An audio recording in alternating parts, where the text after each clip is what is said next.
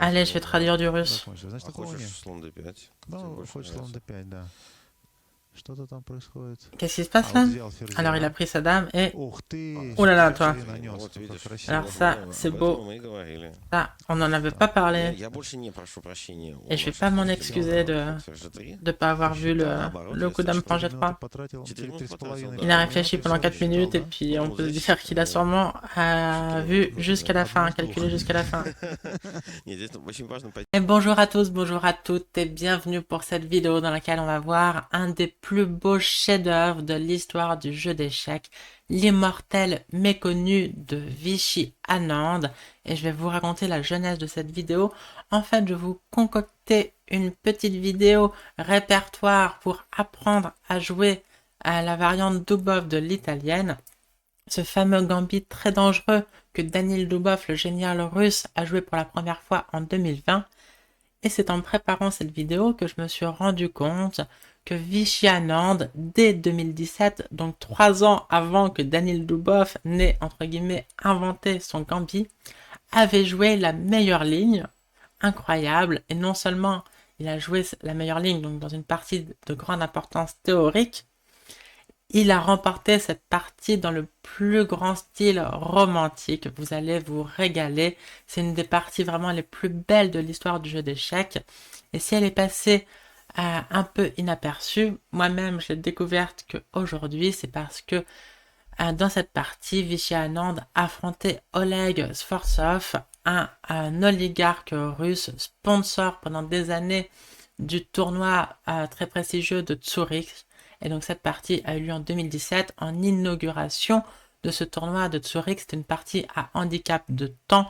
L'oligarque avait environ une demi-heure plus 10 secondes par coup et Vishy seulement un quart d'heure plus 10 secondes par coup.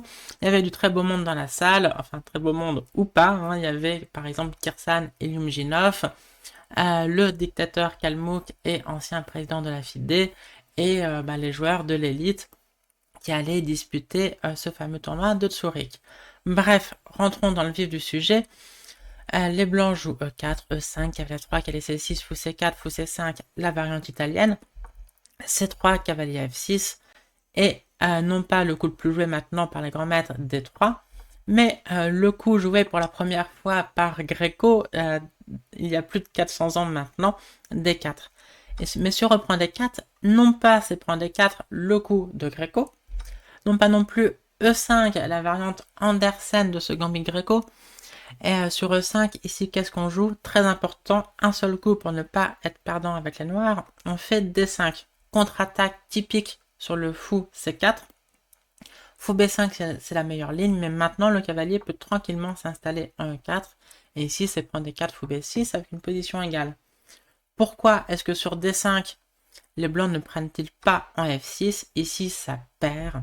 On prend en C4. Les blancs prennent en G7, ça a l'air très dangereux. On fait tour G8.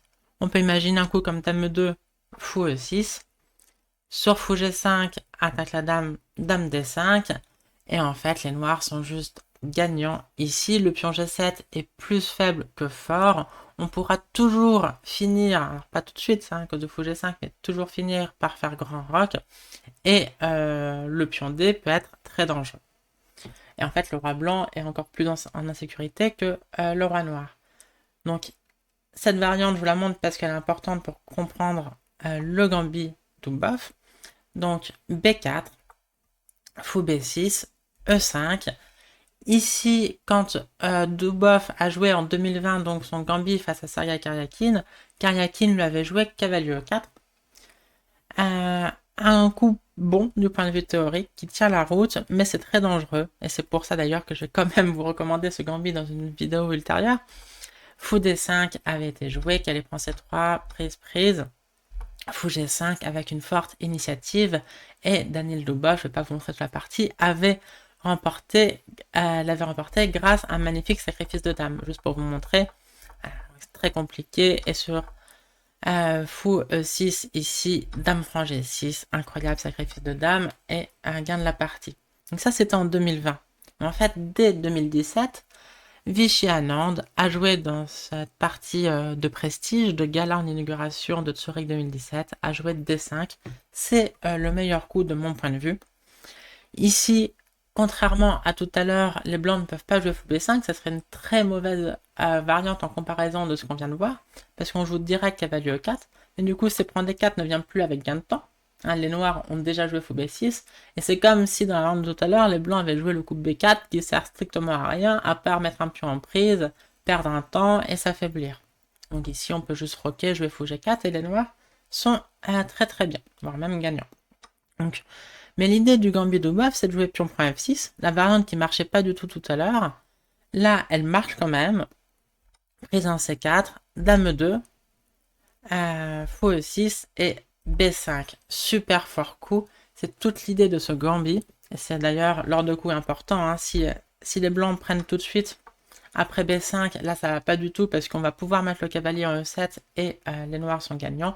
On peut le mettre tout de suite en E7 ou après D3. Dans tous les cas, les noirs sont gagnants. Mais face à B5 tout de suite, le cavalier n'a pas de bonne case. Évidemment, on ne veut pas aller en B8, d'autant moins que quand on bouge le cavalier, les blancs vont prendre, on sera obligé de jouer tour G8, on ne pourra donc plus faire petit roc, donc on veut faire grand roc. Donc aller B8, ça va pas du tout. Le coup plus naturel ici, c'est cavalier A5, c'est jouable, mais si les blancs prennent, ils prennent en D4 avec des bonnes compensations. C'est une position très compliquée, assez sympa à jouer, et d'ailleurs c'est pour ça que je vous recommanderai cette variante dans une prochaine vidéo. On peut bouger le cavalier tout de suite, on peut aussi jouer D3 d'abord, tout à fait possible, mais après Dame E4, ici il n'y a pas cavalier A5, là maintenant les blancs sont gagnants comme vous le voyez sur la jauge, juste après prise en G7, fou G5 et à l'attaque. Alors on détaillera les variantes quand on analysera en profondeur ce gambit. Là, c'est pas vraiment le sujet. Je voulais vous montrer que sur D3, Dame 4, ici, il y a une très jolie idée. C'est d'ailleurs le seul bon coup dans cette position, c'est cavalier B4. Magnifique. Les blancs ne peuvent pas prendre parce que Dame prend F6 et la tour A1 tombe tout simplement. Et donc les noirs seraient gagnants. Donc ici, ok, les blancs vont pas prendre. On va sacrifier la tour A1, mais en jouant roc. Et puis cavalier C2, c'est pas grave. Les blancs ont une très forte attaque. Donc ça aussi, on verra en profondeur dans la vidéo prochaine. C'est des petits teasers que je vous fais. Mais donc là, Vichy Anand a joué le coup que je voulais recommander pour les noirs. Donc c'est fou son niveau de préparation ou alors de compréhension, si vraiment il a découvert cette position dans cette partie de gala à cadence rapide. Il a joué cavalier B4. Fantastique. Sacrifie le cavalier. Cette fois-ci, c'est pas comme tout à l'heure. En cas de prise en B4, on joue Dame prend F6, mais on n'a pas encore joué D3, donc on ne gagne pas la tour ici. Et donc, prise en B4, c'est quand même possible. Il y a une partie très récente entre Fir, le grand maître brésilien, et Shahriar Mamediarov, donc la superstar azérie, à plus de 27-50. Donc c'est prend B4, Dame prend F6, Fir poursuivi par roc. Ici D3 ne marche pas parce qu'il y a Dame B2 qui tient tout. Donc il a simplement roqué et donc le sacrifice est purement positionnel. On a donné un cavalier, mais on a deux énormes pions ici. On a la paire de fous et on a une magnifique centralisation. Donc c'est vraiment blanc de trouver du jeu pour ne pas être très mal. On ne peut pas simplement se développer en plus parce que, par exemple sur cavalier D2, ici maintenant on peut juste jouer D3 et il n'y a plus Dame B2 et on perd la tour. Mais donc sur A4, Mamediarov a joué à 5 et il a fini par remporter une belle partie. Alors juste très vite fait, touk touk, A5 c'était la gaffe, la position était encore égale, ça tenait la route, mais c'était vraiment plus facile à jouer pour les noirs. Dame prend B5, contre-attaque sur le fou B4. Et bon, il a rendu la pièce, mais du coup, il reste avec un pion de moins. Une position totalement perdante. Les noirs l'ont emporté. Et donc, dans la partie, l'oligarque russe a joué F prend G7 d'abord. Assez logique. Tour G8. Et il a pris en B4 seulement maintenant. Donc, un pion de plus comparé à la partie de Mamediarov qu'on vient de voir. Mais un pion de plus égale une colonne de plus pour l'adversaire, à savoir la colonne G. Donc, Anand a joué dame F6, beaucoup plus fort que tour prend G7. Hein. Il veut prendre le pion, mais avec la dame. Tour prend G7, il y aurait A4, menace A5. Alors, ce genre de variante, ça peut être dangereux, mais en fait, c'est dangereux surtout pour les noirs. A5, D3, ça a l'air pas mal. Dame E5, sauf qu'en fait, le fou n'a pas de case, à part la case F2, mais sur fou prend F2, roi F1, gagne une pièce et la partie. Donc Vichy, rien de tout ça, il joue dame F6, il prépare le grand roc. Petit roc, dame prend G7, menace mat, ça mange pas de pain. Et G3, seul coup, et donc grand roc. Donc c'est vraiment un sacrifice purement positionnel. Là, il n'y a plus qu'un seul pion pour la pièce. Mais bon, ces pions-là sont très dangereux. Et évidemment, il y a l'attaque sur la colonne G. Le fou qui cloue le pion F2, ça peut servir. Le fou de case blanche qui peut attaquer soit vers H3, soit vers D5 et attaquer comme ça. Donc il y a clairement des compensations, surtout quand on considère que les blancs ne sont pas du tout développés. Et encore une fois, c'est difficile de se développer. Un coup comme cavalier D2 perd encore sur D3. Les noirs ont beaucoup de matériel en moins, mais si on gagne une tour, on gagne la partie. Mais donc, Oleg Sfortsov a joué à 4, menace à 5. Donc ça force vraiment le jeu. Il n'y a pas trop le choix, il faut agir vite. D3. Là non plus, il n'y a pas le choix pour les blancs. Dame B2 est forcé. Il faut bien protéger la tour et évidemment, on ne va pas se mettre dans C3. Donc Dame B2 est forcé. Et ici, le coup qui vient à l'esprit, donc on ne veut pas changer les dames.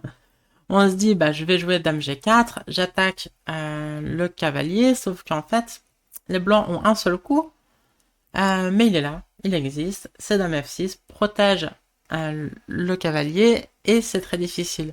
Parce que ici, sur tour G6, dame F4 propose l'échange des dames, il va y avoir un chantage à l'échange des dames, et les blancs sont juste gagnants, hein, toujours une pièce de plus.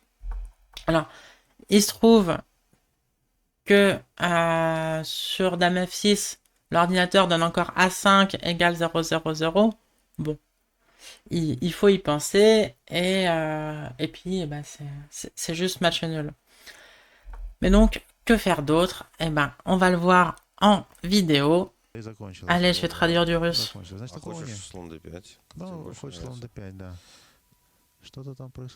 Qu'est-ce qui se passe là?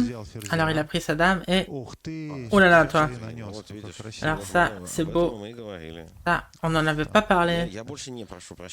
Et je vais pas m'en excuser de pas avoir vu le coup dame prend G3. Il a réfléchi pendant 4 minutes et puis on peut se dire qu'il a sûrement vu jusqu'à la fin, calculé jusqu'à la fin. Juste avant qu'on reprenne, je vous annonce ou je vous rappelle mon stage à Asnières les 6 et 7 avril prochains. Un menu complet, on va progresser dans tous les domaines. Samedi, tactique et ouverture. Dimanche, stratégie et finale. Il y aura également un début de soirée apéro blitz le samedi. Les places sont limitées, donc il y a déjà quelques inscrits. N'hésitez pas à vous inscrire vite si vous le souhaitez. Renseignements et inscriptions, contact@yoshachess.com et le tout évidemment à Asnières, place de l'Hôtel de Ville, dans une grande salle du club d'Asnières. Et donc, dame prend G3, extraordinaire, sacrifice de dame. Alors vous voyez que la jauge ne moufte pas, égale 0,0 aussi. Mais maintenant, c'est vraiment ultra difficile à jouer pour les blancs. Alors bon, pas le premier coup, ça c'est forcé. Tour prend G3, échec. Roi H2, ok, ça c'est facile aussi. Et donc là, qu'est-ce qu'on fait?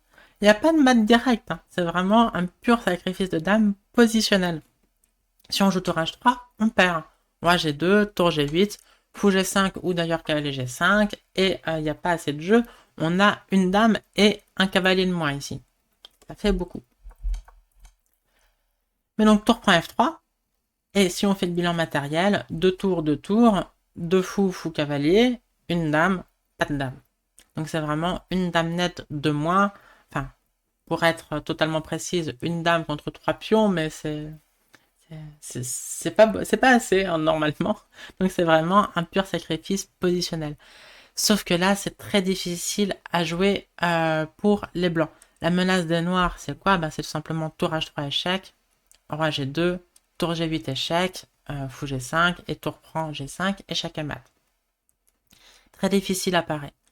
Ici, dans la partie, les blancs se sont trompés par fou G5, après quoi les noirs sont directement gagnants, même si c'est pas facile. On va le voir. Le meilleur coup d'après l'ordi, c'était dame G7. Empêche, tour G8. Très concret. Mais ici, on peut faire un petit échec d'abord pour mal placer le roi. Roi G2. Et maintenant, fou D4. Fourchette, dame tour. Et au-delà de la fourchette dame tour, la dame n'a pas beaucoup de cases. D'autant moins qu'elle doit continuer à empêcher tour G8 quasiment mat. En fait, la seule case, c'est dame G5. En cas de dame prend D4, on peut reprendre et être mieux. Parce qu'on a une pièce de moins, mais suffisamment de pions, et ces pions sont dangereux.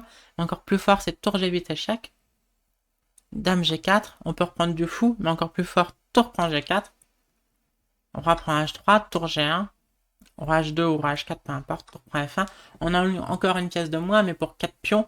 Et avec ce clouage des pièces mineures sur la tour A1, c'est juste gagnant. Mais donc sur fou D4, un seul coup, pas dame prend D4, dame G5. Ici, on attaque la dame par F6. Dame G7, seul coup. Maintenant, on peut prendre la tour. Et ici, l'ordi donne son évaluation préférée, égale 0,0. Par exemple, il peut y avoir cette transposition finale. Fou F4. Tour G8 maintenant. Dame prend G8, fou prend G8. Roi prend H3.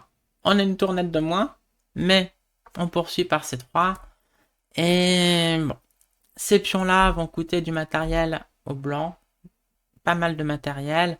On aura peut-être par exemple une qualité de moins pour 2 pions et une finale égale à la fin. Donc, la variante Dubov tient, hein, ça tient la route. C'est un gambit qui fait match nul sur un jeu parfait. La réfutation de Vichy-Anand tient la route aussi. Au mieux, si les blancs jouent parfaitement comme l'ordinateur, eh ben bravo, on obtient cette finale très compliquée. C'est juste la nulle qui est le résultat logique d'un jeu parfait de part et d'autre.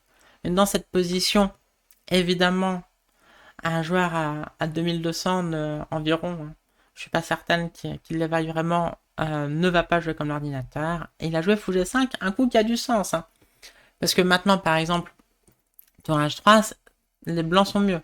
Roi G2, tour G8, c'est trop lent, on peut jouer F4, et les blancs sont gagnants. Mais donc sur fou G5, Vichy a joué fou D4, attaque la dame.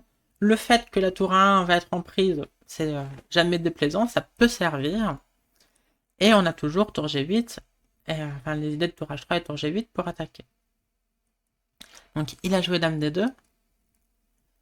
Et ici, prendre ça suffit pas, hein, parce qu'on repère la tour en D8, et on n'a pas assez de matériel, et plus assez d'attaque, les blancs sont gagnants. Donc Vichy bouge sa tour, continue son attaque à l'aile roi, enfin menace de continuer son attaque à l'aile roi avec des tours H3, et peut toujours prendre la tour le cas échéant. Alors l'ordi ici recommande le coup tour 1, après quoi on peut prendre la tour, c'est suffisant pour un avantage a priori décisif. On n'a que une tour et 3 pions pour la dame, mais déjà matériellement c'est pas si mal, et on a toujours une forte attaque, et ces pions, c'est pas des pions qui valent 1, hein, c'est plutôt des pions qui valent 1,5, 2 chacun. Mais encore plus fort sur tour 1, on peut jouer C3. Parce que la dame défend le fou, et c'est un rôle très important, parce que au-delà du fou, c'est tour H3, tour prend G5, le tout sur échec, et le mat suivant. Et donc ici, seul coup, c'est dame C1. Non, dame C1, il y a juste des 2, pardon. Seul coup, c'est qu'elle prend C3, mais fou prend C3. Et sur dame C1, quand même des 2, parce que sur fou prend des 2, c'est tour H3, échec et mat. Ok.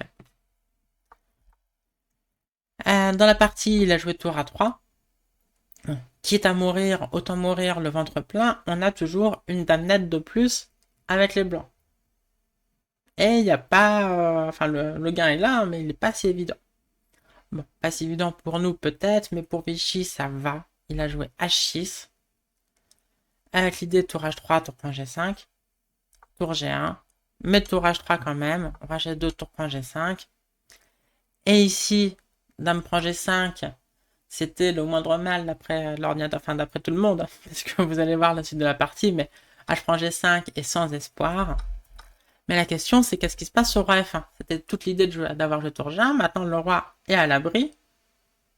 Et il y a toujours beaucoup de matériel en plus pour les blancs. Sauf que ici, le mat est forcé. Est-ce que vous pouvez voir comment? Premier coup de la variante, tour prend G1, roi prend G1. On n'a plus beaucoup de matériel. Comment forcer l'échec et mat? Eh ben, fou D5, tout simplement. Menace tour H1. Et le fou D4 contribue lui aussi à la victoire, parce que sinon, il pourrait y avoir des F3, sauf que là, le pion est cloué. Et donc, il n'y a pas de coup pour parer tour H1. Bon, sur de la prend H6, ok, on prend d'abord, et on pré-move tour H1 ensuite. Donc voilà, un incroyable et magnifique chef-d'œuvre de Vichy Anand, d'une grande importance théorique si vous jouez E4, E5, ou si vous voulez jouer le Gambit Dubov, là encore, on y reviendra dans une prochaine vidéo. Je vous rappelle mon stage dans pile un mois, 6 et 7 avril à Asnières, juste à côté de Paris. Un stage intensif dans une ambiance conviviale. Samedi, 2h30 de tactique, 4 heures d'ouverture, le tout suivi d'un blitz dans une bonne ambiance. Dimanche, 2h30 de stratégie, puis 4 heures de finale pour compléter et terminer ce stage. Voilà, on va tout couvrir en un week-end. Pour les renseignements et inscriptions, contact at yoshachess.com. Et donc voilà, c'est la fin de cette vidéo. J'espère qu'elle vous a plu. Si c'est le cas, laissez un petit like.